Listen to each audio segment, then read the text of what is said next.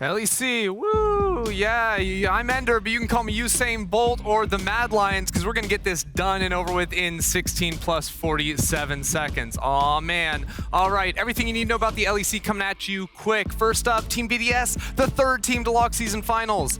I forget the other two teams. Could someone please tell me? Those are the two teams, Mad Lions, G2. All right, let's keep it going. Let's keep it going. Team BDS, they moved along. Only the top three are the ones we care about in season finals. Just like in Succession, only our three best favorite children are going to make it. Sorry, con heads. All right, G2 Esports locked top 4 seed, joining an elite list among names such as Poppy, Pumpkin, Flax, Sesame, Sunflower. It's a seed joke, agriculture. It's funny. All right, they're starting in the upper bracket, and if they win the first series in season finals, they will go to that building and worlds. Let's keep it rolling here. XL versus SK, they're playing right now. Woo, yeah, we love it.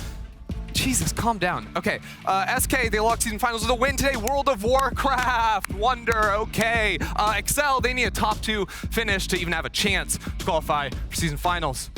You're telling me there's a chance. There's a chance. All right, XL versus SK. Woo! Yeah, all right. Next up is GB on a bike. Don't buy what he's selling. He's going to be out there pedaling. Also, we are going to be assisted over on the LEC analyst desk with Finn's fantastic head. You won't want to miss it. League of Legends.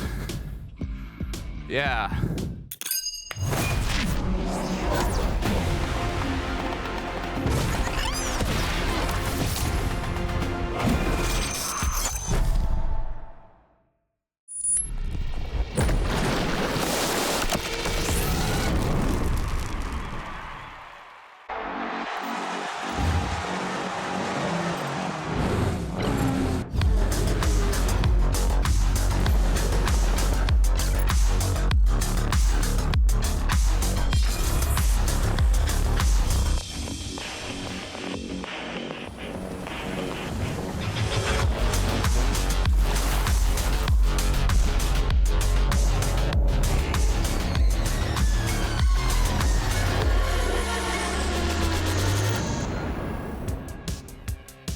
A broken team, no hope, and weeks of grueling sun, cobblestones, R-category mountains, and a team that everyone thought didn't have a captain strong enough to take them to the season finals.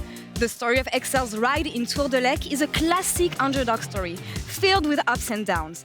And to demonstrate, we've asked Goldberg to join and actually try and ride some of the stages XL had to go through to get there. Here is stage 1. All right.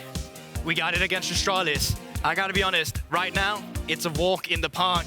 But the problem actually will start quite early in the early game, so we're gonna have to make it a bit of a toughie if we can bring up the goal grab for this one in the background, because I guarantee you, it's not gonna be as enjoyable. We're talking solo kills on solo kills, where it's not going to be the best that we have right now. You can see it on the background already now, not finding the correct fights that we were looking for in the beginning. So it's a bit of a toughie in this one in the way that it's been written, but it's still going all right, and we can make it a bit easier in the way that the fight clears up. Of course, in this one, it's actually still hard, but then somehow, some way in the late game, we just managed to come back. And some of the late game team fighting that makes the game way easier to play. And it's the story of XL, really, about struggles sometimes in the early game. Despite having a really good plan, they still also have that team fighting in the end that they can rely on. God, I'm such a gamer. So out of shape. Now against Astralis, once again, that was the game I spoke about earlier. A lot of the laners are getting solo kills in the early game, which is making the game really hard to play, because we lose priority on a lot of the Drakes, which for XL has been one of the main win conditions. Stacking up these early objectives to really propel the game. But somehow, some way, once again, it gets easier towards the end. On the right, they have the good team fighting. They come back on a fight where they found Astralis trying to go for a flank position. Fortunately, not able to make it work. And the ride does become easier for XL in the end. But despite these struggles we've seen from them, it doesn't necessarily mean that every game has to be messy. Because 2 days ago, we saw their first game against Mad Lions in that series. And let me tell you something. Peach right there, you might as well give him the yellow shirt right now. He absolutely had a monster performance. Those mountains of gold was an easy breeze to climb on that bike. And honestly, that game was smooth sailing. Macro, decision-making, playmaking together, rel, rumble composition that we saw as well. Probably one of the cleanest games we've seen from XL, and really deserving of that victory to take it all the way now up against their game to SK. But honestly, I think that's gonna be enough about me. XL are picking up the pace here, and as we're approaching the final hurdle, but remember, it's all about wearing the yellow jersey all the way to Montpellier. So they need wins more than ever now, as they really need that top 3 to finish top 1, whatever it was Ender said in the beginning, to even have a chance.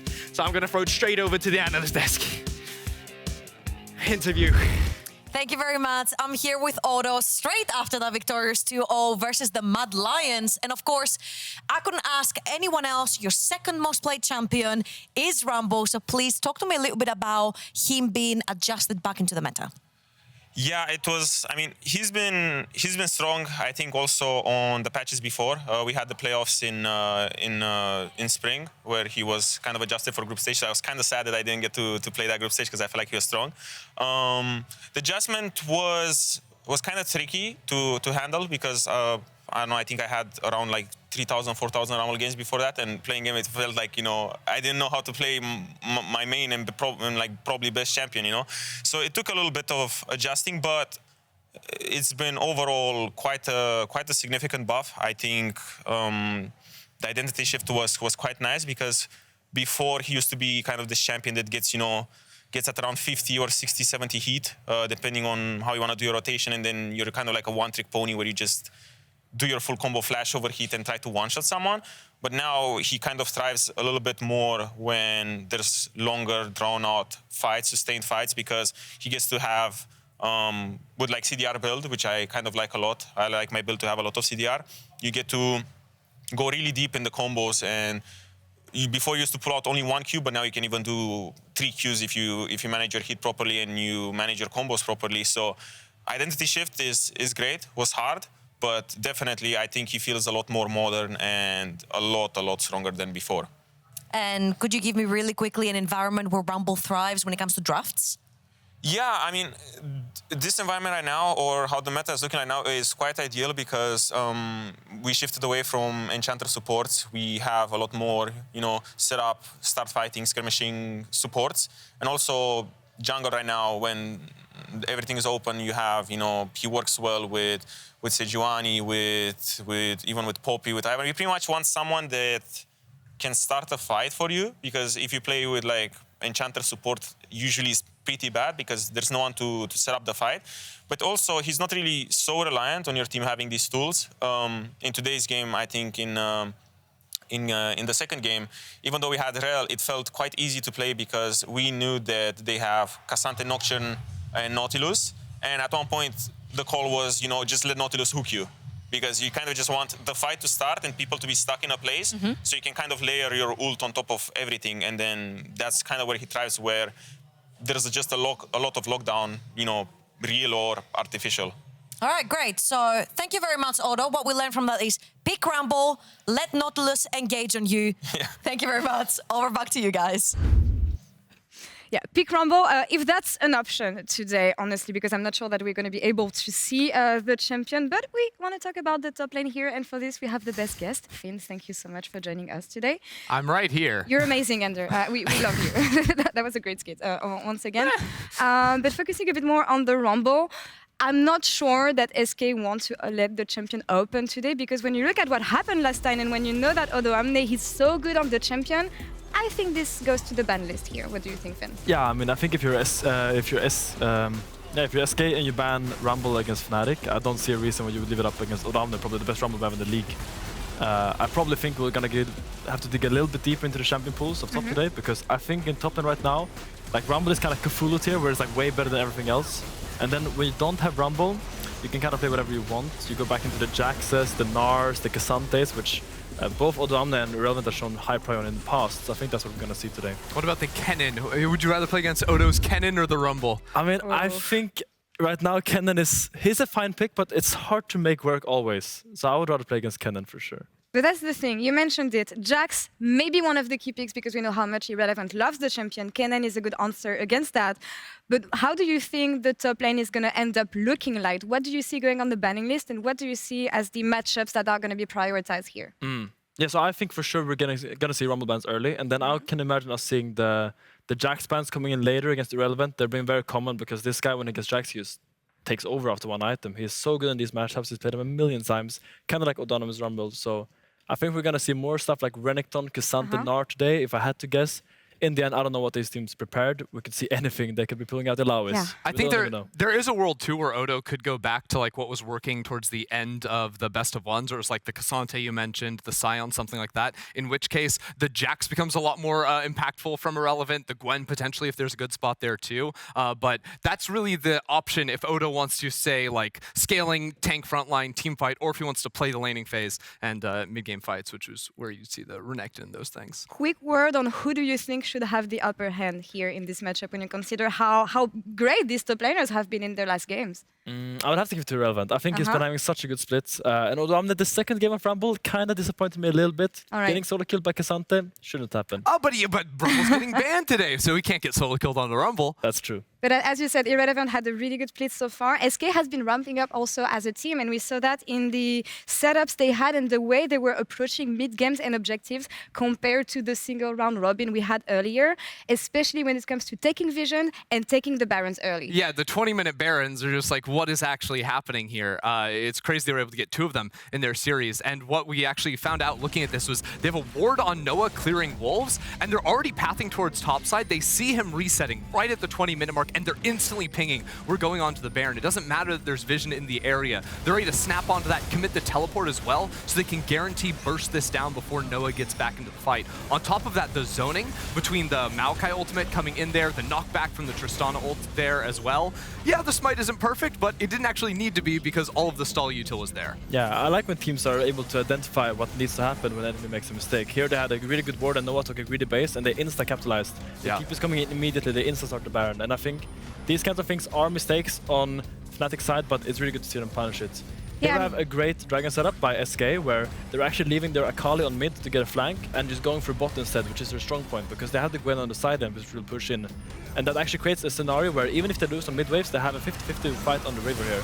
And it's gonna see, even though they're 2.5k gold down here, they actually pull a miracle fight out of nowhere and manage to come back into the game and secure the dragon, which I think was very impressive. Yeah, there's a lot too of like Certus trying to like wait to find his moment, trying to get around some vision, knowing like the river was going to be littered, to be that one player coming in on the flank and cause some pain there. So even though he ends up dying, they get control of the river after the trade 2 for 2 and move smooth sailing from there. Yeah, we've seen some improvements on this side of SK when it comes to managing the early game, and they had a great series against Fnatic. We can say the same thing also about XL. Ramping up, I feel, since the beginning of summer.